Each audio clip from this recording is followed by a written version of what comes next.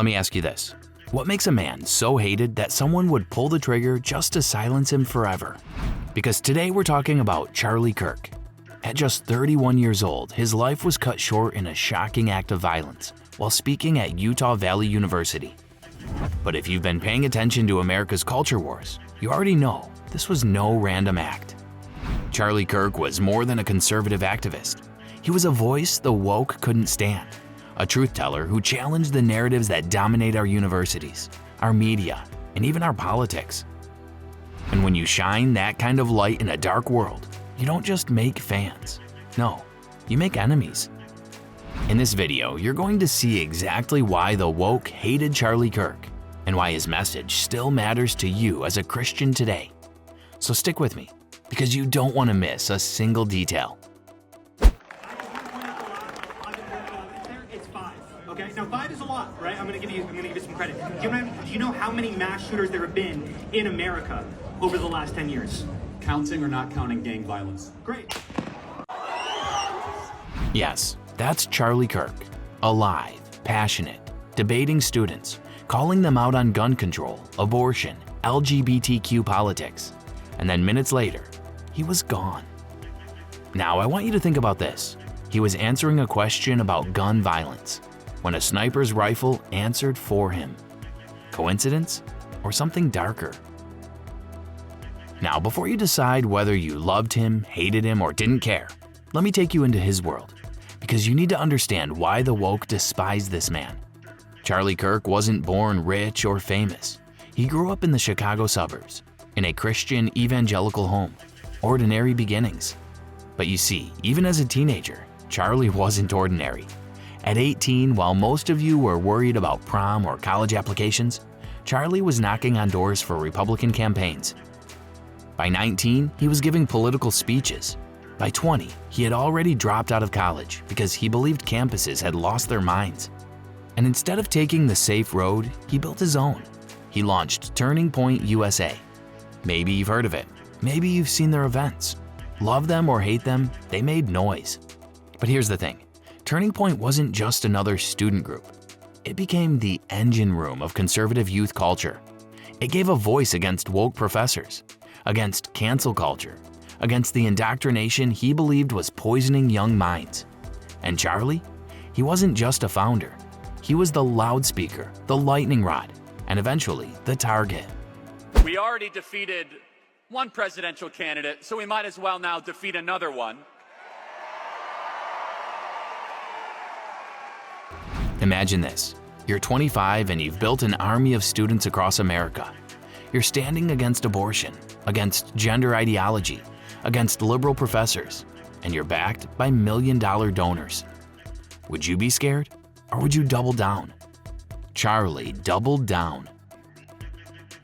This is where you need to pay attention, because here's the real reason the woke couldn't stand him.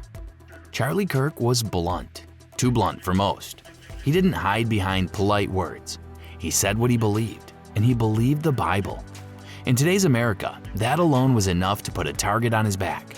But it was the specific battles he chose and how fiercely he fought them that made the woke despise him. Take abortion, for example. Charlie didn't just oppose it quietly. He declared it wrong in every circumstance. Once, when asked during a public forum how he would respond if his own 10-year-old daughter became pregnant, he didn't flinch. He said the baby would be delivered. Critics called him cruel, heartless, even insane. But to Charlie, life was sacred no matter the cost. That kind of conviction, unshaken by public pressure, terrified those who wanted to normalize abortion as healthcare. Then there was his stance on LGBTQ issues. While schools and corporations draped themselves in rainbow flags, Charlie raised a different banner, one rooted in scripture. He said plainly that the LGBTQ movement was tearing apart America's foundations, eroding family values, and targeting children. In a culture that worships tolerance, his refusal to celebrate what the Bible calls sin made him the villain in woke eyes. They didn't just disagree with him, they wanted him erased. On gun rights, he was just as unyielding. Even as tragic headlines of mass shootings filled the news cycle, Charlie doubled down on his defense of the Second Amendment. He argued that freedom was always under threat, and the right to bear arms was the only safeguard against tyranny. To many conservatives, this was common sense. But to progressives who wanted stricter gun laws, Charlie wasn't just wrong, he was dangerous. His outspokenness didn't stop there. When COVID lockdowns hit, Charlie refused to bow to fear. He called the restrictions a scam, accusing politicians of using the virus to strip people of their freedoms and condition them to accept government control. At a time when millions lived in fear and complied with mandates, Charlie's words were like fire, igniting both admiration from his supporters and outrage from his critics. And then came perhaps one of his most controversial moves, challenging the legacy of Martin Luther King Jr.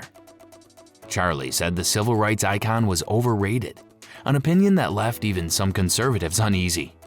The woke establishment seized on those comments, branding him a racist, a provocateur, someone who dared to question the sacred cows of progressive America.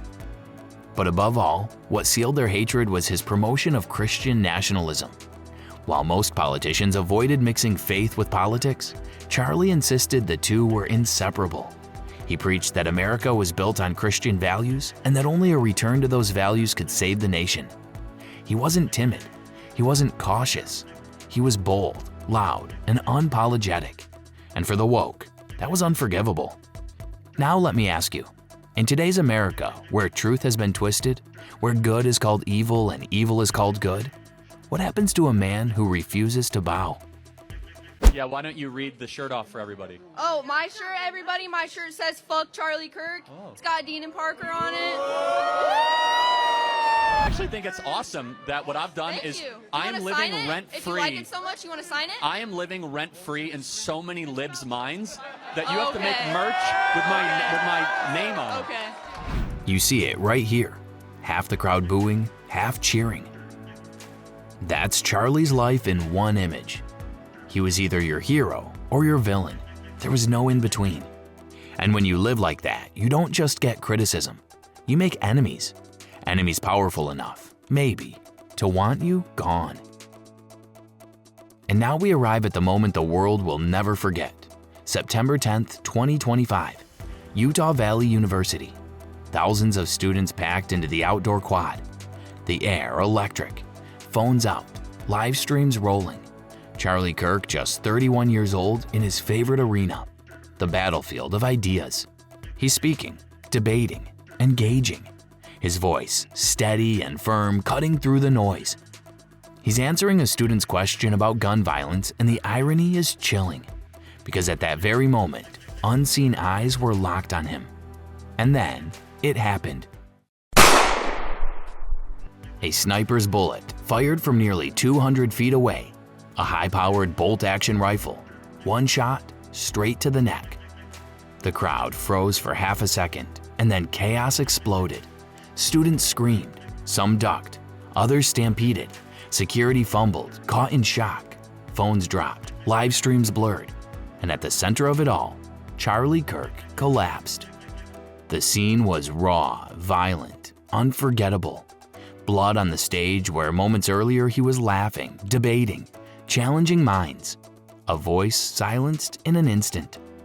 Governor Spencer Cox would later call it what it was, a political assassination. Law enforcement confirmed it wasn't random. It was targeted, planned, deliberate. And you can call it what it truly is, the silencing of ideas. Now here's the question you need to wrestle with. Why Charlie? Why now? Some say it was because he was fearless against the LGBTQ agenda. Others say it was his unshakable pro-life stance. Or maybe because he was winning. Think about it. Charlie Kirk wasn't just a voice. He was shaping young minds, college students, high schoolers, the future voters of America. And if you're a liberal activist pouring millions into changing culture, there's nothing more dangerous than a young conservative leader pulling students the other way. That's why the woke hated him, because he wasn't just arguing, he was influencing. But I want you to think about this. What does this mean for you? If Charlie Kirk, with his influence, his platform, his allies in politics, wasn't safe from hate, what about you? Because here's the truth. The fight over culture isn't just about politicians or activists. It's about your kids, your church, your faith, The same forces that mocked Charlie for his stance on abortion are the same ones writing school curriculums today. The same voices that booed him on campuses are the ones making laws tomorrow. So ask yourself, when it's your turn, will you speak or will you stay silent? Charlie once said, "Truth without courage is meaningless," and he lived it, but courage cost him his life. Let me remind you, Jesus said in Matthew chapter 5 verse 10, "Blessed are those who are persecuted for righteousness' sake, for theirs is the kingdom of heaven." Charlie Kirk lived bold, and he died bold. But that verse isn't just about him, it's about you too. Will you stand for truth when the world calls it hate? Will you defend life when the culture celebrates death? Will you raise your kids in faith when schools push confusion? And if you've stayed with me this far, I want to hear your thoughts, so drop them in the comments below. If you want more content like these stories the mainstream won't tell you, stories that challenge, inspire, and strengthen your faith, make sure you hit that subscribe button